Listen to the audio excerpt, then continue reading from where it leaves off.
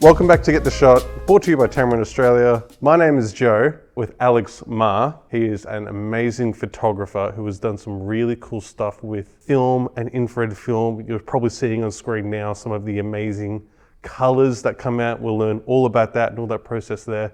Alex, welcome to the show. Thank you. What is like infrared film, I guess, compared to normal film? Well, simply put, it's seeing infrared light, which we can't see normally with our eyes. Regular film sees what we can see, where the special film is actually seeing the light that is at that far end of the spectrum that we usually cannot. Right. Okay, and the photos that you take are so strikingly magic, and there's these great landscapes and these reds that sort of pop. So let's walk through how you get a photo, because conventionally, if I was to take a photo, I plug the SD card in, I go out, photo, snap, easy. It is. It's obviously not as simple as in film, so... it's more or less the same as shooting on regular film. There is some special caveats that you have to keep in mind, but the main thing is that I'm using a special colored filter, an orange or a red filter, which cuts out a lot of the blue visible light, which is in the nearer end of the spectrum. And then therefore what we actually see at the end is the invisible light with a bit of the red end of the visible spectrum combined, which gives us those nice red and pink colors. They mostly come through in the healthy vegetation. That's the main thing that you see the color shifts in. It is what they call a false color film, which does mean that a lot of the colors are wrong, false. So you're telling me the trees aren't red? You believe it or not. No way, okay. But yeah, so that is the main thing that you get to see, is what it does to the vegetation, and it's healthy vegetation in particular reflects a lot of infrared light. So healthy trees compared to dying trees, you will see different shades and different colors there. Interesting. Grass versus trees can look different as well. But it's not just a straight color swap. Like if I was wearing a green hoodie, yeah, that's not going to turn red necessarily. Okay. It probably won't stay green. It probably will change, but yeah. And is that due to is that the filter that specifically turns it red, like in that red pink that you see in all your photos? It's not so much the filter specifically. The filter's actually just cutting out the other bits of light. I see. Yeah. Basically, if you don't use the filter, it's sending far too much light onto the film, because the film's so sensitive. You just end up with all these yuck, muddy colors. So somewhere along the line, someone worked out that the red filter or the orange filter is the best way to do it. But you can use a yellow filter and you get less of the effect happening. How did you come across this film and this technology? So it all started after going to an exhibition at the NGV, the National Gallery of Victoria, by a photographer called Richard Moss. So he shot 16mm video footage film in the Congo on this. And I just absolutely fell in love with it as soon as I saw it. So went and tracked down where to buy it from. I actually found the same person he had been buying it from. That source is now completely dried up, so the film's really, really hard to get now. At the point that I was getting into it, which was probably 2017, the film was discontinued 10 years before that. Wow, okay. Yeah. So how much film have you bought? I've shot it on 4x5 and 120 film. Yep. 4x5 I've had probably only 30 to 40 sheets. And then 120 I've probably shot 20, 30 plus rolls of it. Yep. Which in the grand scheme is actually very low numbers. Like 20 to 30 rolls of film is what I shot on my last holiday in Europe. Right. Not infrared though. Yeah. Because at $100 a roll, it quickly was very expensive. And I say $100 a roll, that was about what I paid. Now they're more like $400 a roll on eBay. Okay, So- goodness me. Yeah. Well, there's a few people, I'm sure, with a fridge full of this stuff, and so. And Yeah. some people that don't know what they have.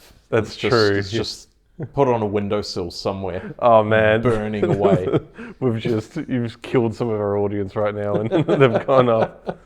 So your photos, they're not only dreamlike and surreal in the color and the space, but it's also like parts of nature that you don't really see too much, and I don't really know how to sort of describe it. So where do you find your locations to take photos of?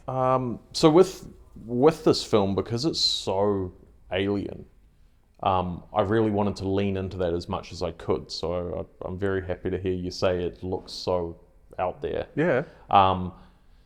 Good out there. Like, yeah.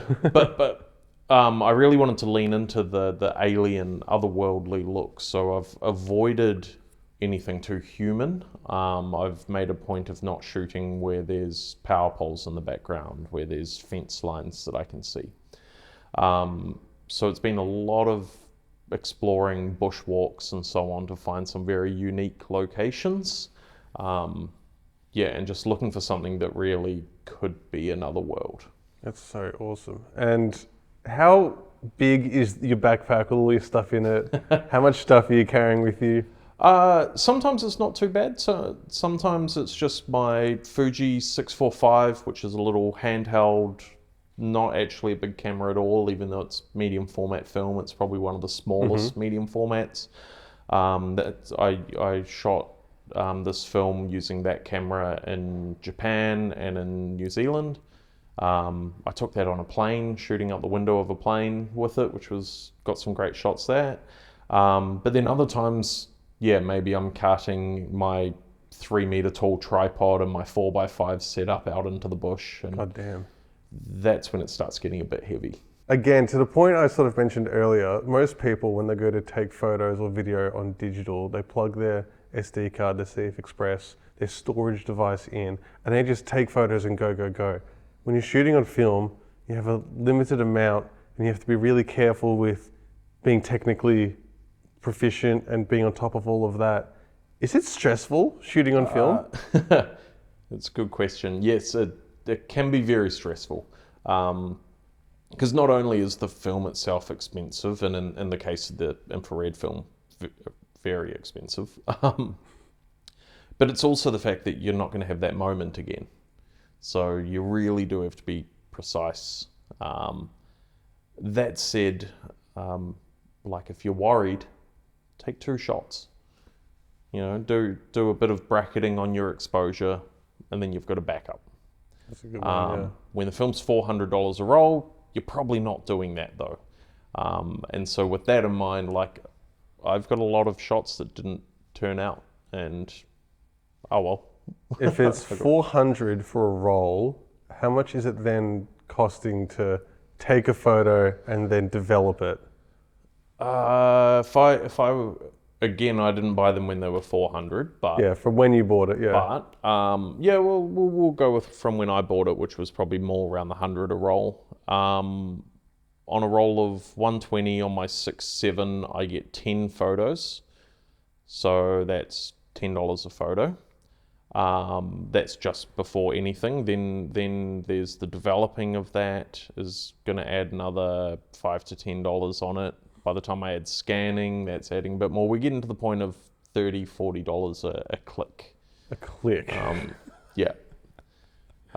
So again, I don't tend to do the bracketing with it. If I had an infinite money glitch, I probably would. Yeah, you need to find one of those passive incomes that people always talk about. Exactly. Yeah. Sell a textbook or a PDF. Yeah. Or get paid to react to things online, or Oh, that's good. Yeah. Do faces and stuff like Yeah. that. The same thumbnail every single time. exactly. Do you put any work in post-production? Or how much work do you put into post-production?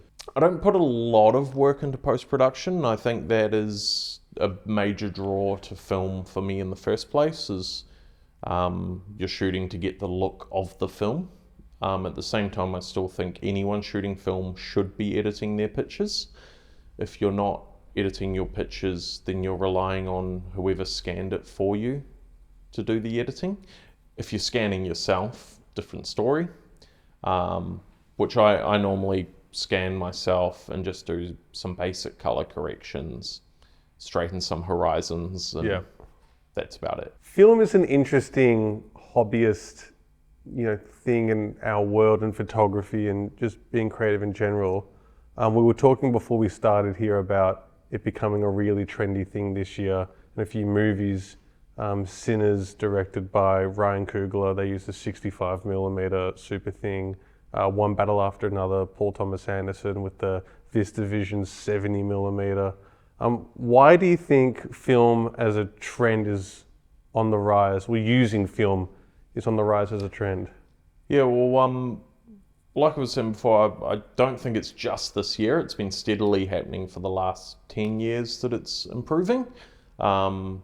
But this year in particular, it's really standing out. Like, on top of what you said, there's also that series Adolescence, absolutely beautiful, all shot on film. In fact, that's another good example where him wanting to shoot on that film actually brought, I forget which film it was that he shot on, but it was out of production, and he ended up getting it brought back into production, and now we can go into shops and buy that film, which is great. But I've forgotten what you actually asked. What do I think about film, like people shooting on film, whether it's photos, movies, video, whatever it may be? It seemed to be on the rise just year after year and year. What do you think's led to that? I think it's what I was saying before with the editing, that film has a look to it, and people really want that look, which you can always edit something digital to look like that, but it never looks like that. You can always tell. Yeah. You can try and make digital look like film, but it doesn't look like film. So I think it's just more and more people, more filmmakers, more auteurs out there really trying to have their look, their stamp on it. It's tricky to say exactly why all the filmmakers are going back to it when it's they're held on such tight budgets and it becomes such a major part of the budget. But again, it's if they want their look, if Christopher Nolan wants it to look like how he wants to look, he's going to buy that film and he's going to make them use it. It's a really interesting field where we work in, because people are always paying homage and giving back to the people that they watched and saw. And I think in some ways there's a little bit of that going on where, I think that's a really good point. Actually, it's a lot of nostalgia happening. I think that is a major point of it. That nostalgia is so big right now. The big thing, which is a weird thing to say, but it is. Nostalgia is big. We're getting all these old movies from our childhood coming back as remakes, which I don't think they should do. Yeah, there's quite a few of those. But it's the nostalgia is the whole thing, and I think film inherently has a bit of a look of nostalgia to it.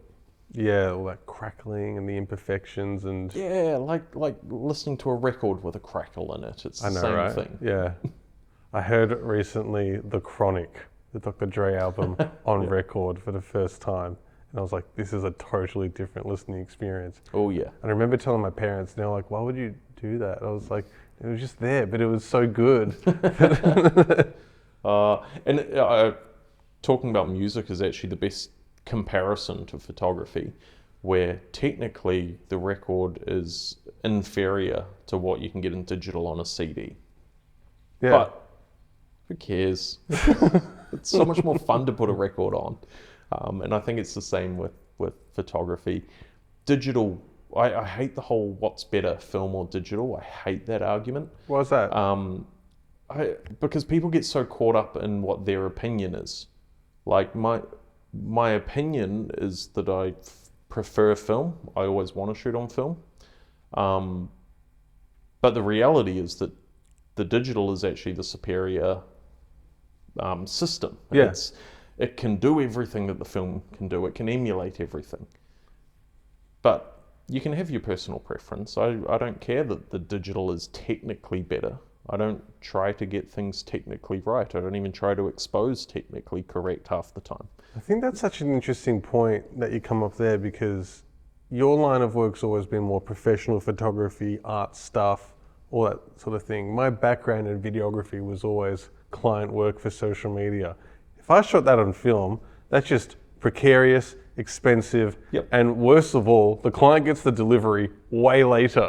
Yes. And so it's an interesting space, because I've met people who will take like film cameras to like a music festival or on travel and stuff like that. Or I suggested for my brother's wedding that they would shoot it on film and then they would frame photos and then have the film strip below as a thing. And I like that. Yeah, he couldn't find a photographer that would do that, so that's going to be our business idea. Yeah. Well, which I guess on that is, if I was working as a professional photographer, shooting work for other people, Yeah. I would be shooting on digital. Yeah. Because I want to take 2,000 photos and find the right one. When I'm shooting landscapes, I don't need to take so many of them. I just need that one photo. So I like using film. Film works for me. That's what I do. But yeah, I think that they're two totally different realms and they shouldn't be compared. They're different tools. Yeah. So do you like the thrill of the hunt or the actual catch itself and seeing the photo at the end of it all, or the process? I like the question, but it's a tricky one to answer because it's all three. Oh, okay, yeah. To be honest, I love the cameras. I love the old film cameras. I love the winder of it, all the mechanical feel when you feel the shutter slap open as you take a picture, or the mirror, I should say, slapping open. I just like the mechanical feel of the cameras. That is a big part of it, and I think that's the main thing that I like, is just using the cameras. And that also probably explains why I have dozens of rolls of film at home that I haven't got around to developing, that I shot 6 months, a year ago. Wait, really?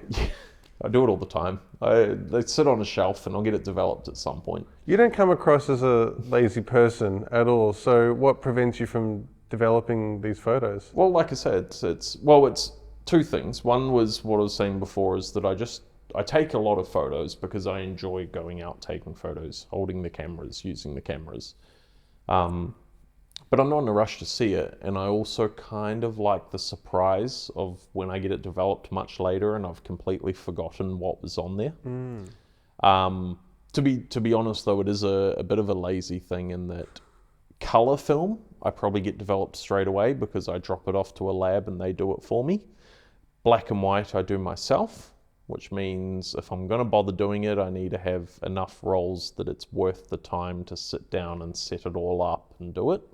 So if I shoot one roll of film, it sits on the bookshelf for 6 months until I've got half a dozen rolls or however many, then I'll get them developed. I wanted to ask, just to wrap this up, what was it like having one of your photos on a beer can? It's a dream come true. Yeah. No, it really was. It was really awesome to work with the Mill Brewery. They've actually invited me back a second year, so I've now done 3 cans for them. Fantastic. I did 2 in the first year and then 1 more with them this year. Always looking for opportunities to use my photos on something like that, or record covers or that sort of thing. I've always wanted to do that. So yeah, getting on a can of beer was pretty cool. Did they pay you for that, or did they just give you a 24 pack and just sort of... It's a bit of both. They're nice. Yeah. Awesome. Well, Alex, thank you very much for coming on. I think I've learned so much. I think film's a really interesting space, and I'm sure there's a lot more to discuss there. But thanks for teaching me some stuff, and I'm sure everyone at home has learned something, or if you're in your car or wherever you listen to podcasts. Thank you, everyone. Like, follow, subscribe, all that sort of crap. We have to do that now because we're YouTubers. But thanks everyone. Take care. Cheers.